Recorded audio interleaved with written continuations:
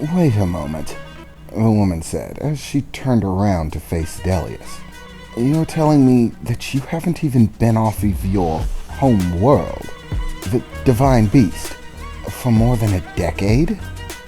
Yeah, that's pretty much the gist of it, Delius replied, scratching the back of his head as he looked towards her. You're probably not even fully awake yet. That does make some things make sense. I was wondering. I was actually first enticed when you said that you had to jump off the planet, which seemed a bit crude. Why ever wouldn't you just fly? She said, crossing her arms and tilting her head a bit as she looked at Delius. Because I can't fly?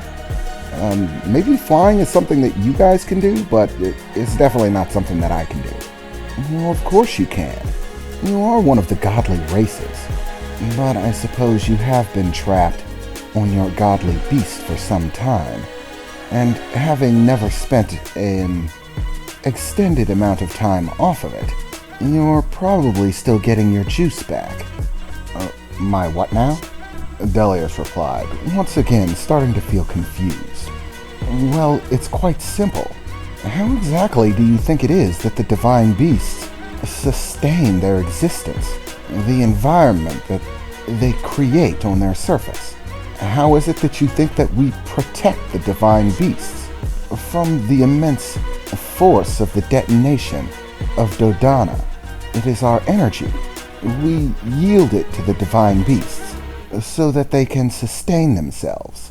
It is a symbiotic relationship. It is why we are so weakened when we stay on them. You're probably not even at full strength yet. It does take some time for the energy to recuperate. Well, wait a second. You're telling me that the divine beast, our home world, is actually siphoning off our energy? Yes. That is how they sustain the environment. How they sustain themselves, in fact.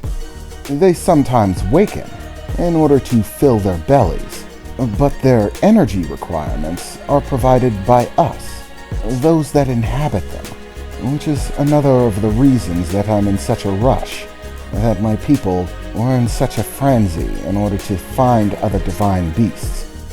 If divine beasts were able to survive the calamity without us, then there is no doubt that at this point they are most likely ravenously hungry, as the amount of core energy that remains within all other things is very limited, so they would most likely have to eat much more in order to try to sustain themselves, and there is a limit to the amount that they can hold in their belly. In other words, we'd be doing them a favor by finding them. The divine beasts, without our home world, need us. Without us, the energy that this fragmented universe can provide to them is exceptionally limited. So, as part of stabilizing the divine beasts, to make them a reasonable home for us, and give them the strength necessary to produce the gravitational field and forces that emulate that of our original home, they require that they be fed. Thus, they sustain themselves by drawing energy from all of the life forms that we accumulate on their surface. All of the arcs were inherently stocked with a great deal of native wildlife and plants from our home world, so that the environment could be sustained. And the divine beasts, in order to utilize this energy and draw it from us, use the Kyrie crystals that are implanted within their body. These absorb the core energies that we produce, and in return allow them to feed the divine beast, as well as help it sustain the environment that it produces for us. Wait a second, you have the crystals on your world too? Why yes, of course, all the divine beasts have them, or at least the ones that were being used as arcs. They're not natural to their physiology. We grafted them to their form. They're not harmful in any way to the divine beasts. Well, that does make some sort of sense.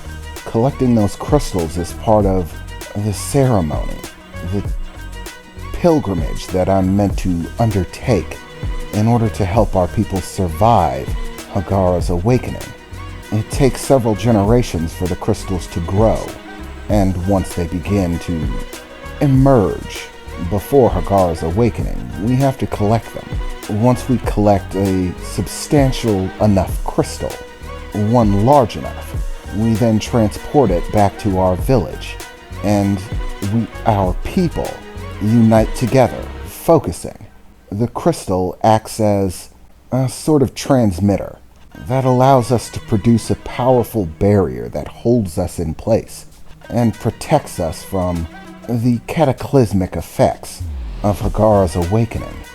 Yes, the same is true in my world, but it's not just focusing that causes those crystals to draw your energy and produce that barrier.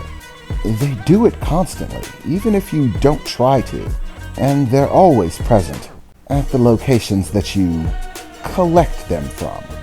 Your village has to stay a distance away from them so that they don't collect too much of your energy. If they draw too much from you, then your body will become weakened to the point that it can no longer sustain its own environment. Thus, all villages and cities have to be located a distance away. This too is one of our problems, why we cannot simply expand as much as we wish, and why we need another divine beast. But the crystal's effects on us dwindle as we gain distance from the home world, the divine beast that carried us through.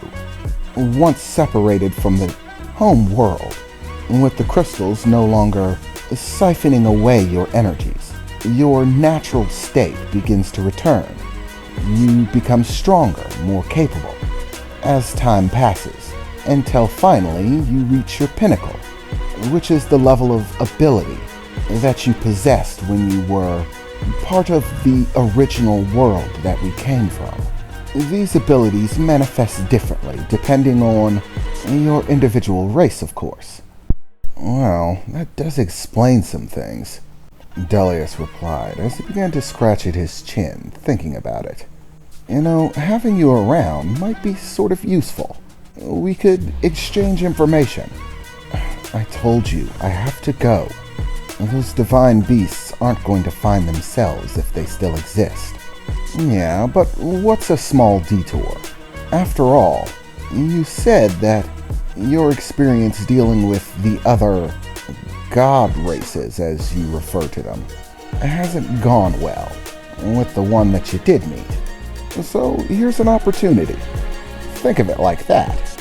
To form a peaceful relationship with a fellow god race. Surely, your people would look kindly on that, right? I mean, the 1,000 years it takes to drive here seems like a bit of a trek. Well, it's 1,000 years, plus an extra 2,000. It's been over 3,000 years. Trust me, I've been counting. But that's really only because, well, I need to carry this ship with me, as well as all of the people that are alongside me. They'll be necessary if we find a divine beast, in order to, well, put reins on it, so to speak. It's unlikely to be cooperative, especially in a starved state. I need the vessels to help achieve the end goal of capturing it. If it were just me, I could travel to my home world with ease. It wouldn't take more than a few weeks. But I need the ships. Once I've actually captured a divine beast, I can leave the Armada in control of it for the time being. They won't be able to sufficiently dole out any orders to it or anything like that without me around. But once it's put into a docile state, I'll be free to venture on my own, which will be much faster than taking one of these ships. Slow things. They move at a snail's pace in comparison to what I'm capable of. It's all this physical mass that simply can't handle moving at exceptionally high rates of speed. It requires great amounts of energy to sustain its existence at that rate of travel. I, however, have no such limitation. So, once we actually capture a divine beast, it will be short work to begin transferring my people here, or, well, to wherever it is that we find one. Well, Mozarico? Why don't you just tell them about this place? But your world is already inhabited. Yeah, it is, but we're far from overpopulated. We have a great deal of space on my home world, and I'm sure we'd be more than welcome to having some welcome guests. It would be nice to have visitors. There hasn't exactly been anybody who can come visit our home world. We sort of have to go to them. I'm told that it's a matter of them being crushed into a paste-like substance the moment they step foot on the surface. Yes, mortals cannot sustain themselves on our homeworlds. The forces are simply too great. Yeah, well, that aside, why don't we set that up? A friendly invitation from my race to yours. Well, that is, if it's okay with the elders. I may be the greatest champion of my people, but they might throw a bit of a tantrum if I make this decision on my own. For the time being, it would probably ease things up if you made a little retraction about the whole conquering our world thing. Ownership of our system, little stuff like that might go a long way. And while you're doing that, we could take a trip. You visit my home for a little while. So, what do you say? For a moment, she looked at Delius curiously, as he extended his hand towards her, a warm smile on his face. She took a few moments thinking about it, as she looked Delius over, before finally smiling in return, and extending her own hand. Very well. I suppose a short deluge will not hinder our overall goals, and this may work out to our people's benefit, on both sides. Perhaps it is time that my people associate with some fellow gods, she said, as she clasped Delius's hand, and they shook on a deal.